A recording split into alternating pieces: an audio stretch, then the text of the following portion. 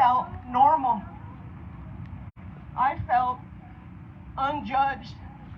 I felt accepted. That's what this day is about. And I want to thank Virginia and April for doing this for us. You are helping us heal. And I didn't know it was possible to make that step until I came to Lost Voices Fentanyl's last year. And look at you go. And look at me now. So, April wanted me to share Sophia's story. This is Sophia. Daughter number 2 out of 4. College graduate, professionally employed. Super smart. Competitive as all get out.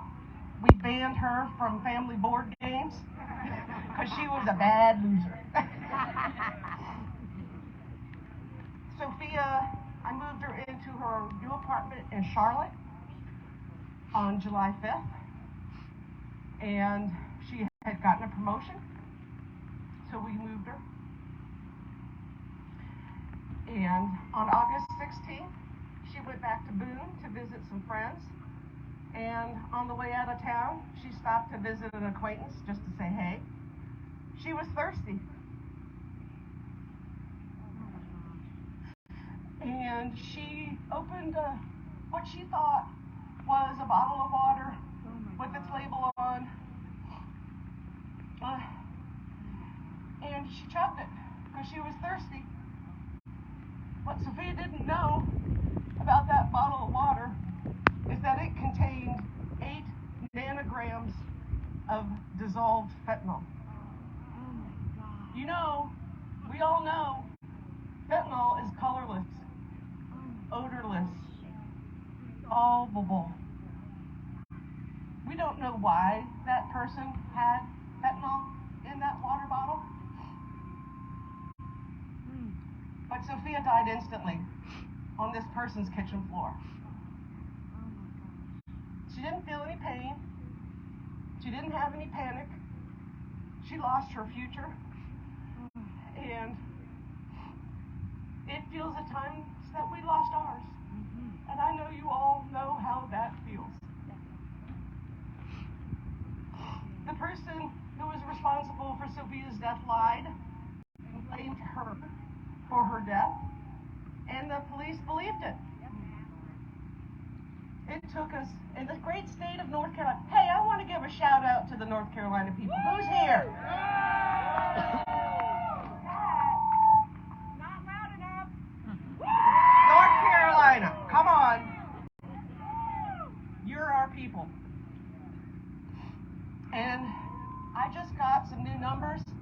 Sadly, there are 13,957 dead North Carolina residents from fentanyl in the last 9 years. It is appalling. I didn't know how to spell fentanyl when I found out Sophia was dead. We had our local police department stop by, and they told us that she had overdosed based on what this person told them.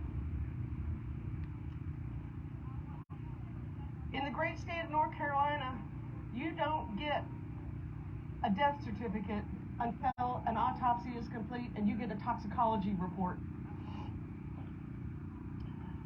And that takes between 5 and 12 months to get.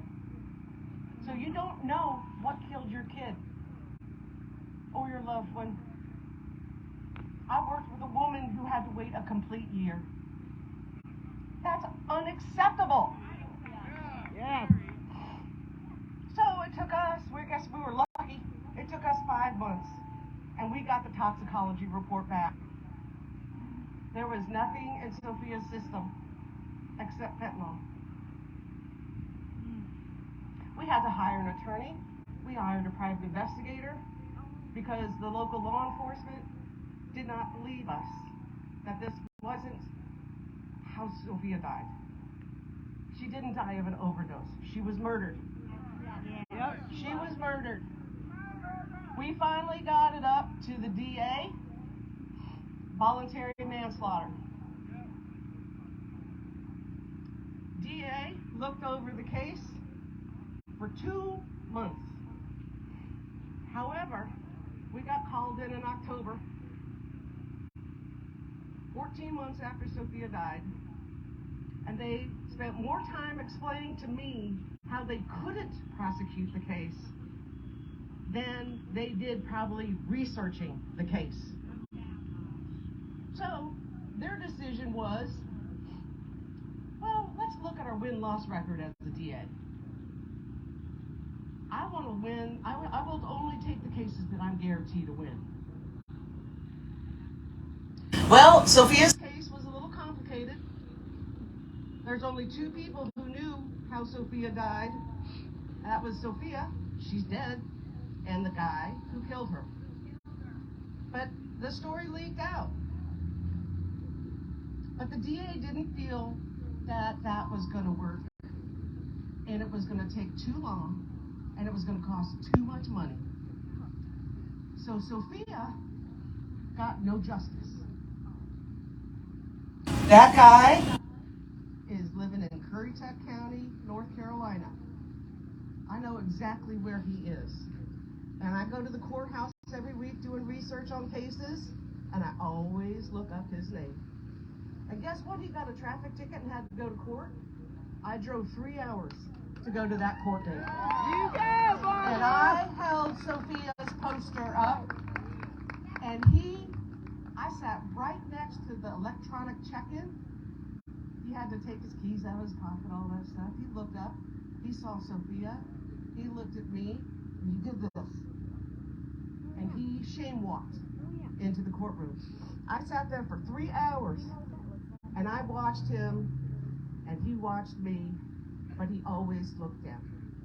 He is never going to forget whose life he took. But I'm here today because April felt it was important for all of you to know how easily someone can be killed by fentanyl. You all do know that. You've all experienced it. But I'm not going to give up. And in North Carolina, we've organized, and we have more organizing to do, and I am so proud of the families who have joined me and my partner, Patricia Drews, with Forgotten Victims of North Carolina. Shout out to my BFF. We talk every day. And I believe God put Patricia in my path because I would make it without her. We've all experienced a loss. I don't want to take up any more of your time. But please share Sophia's story when you go out and you're trying to educate the public about the dangers of fentanyl. Because these stories, I know she's not the only one in America, but she's the only one I know. And she's the only one I lost. So, thank you very much.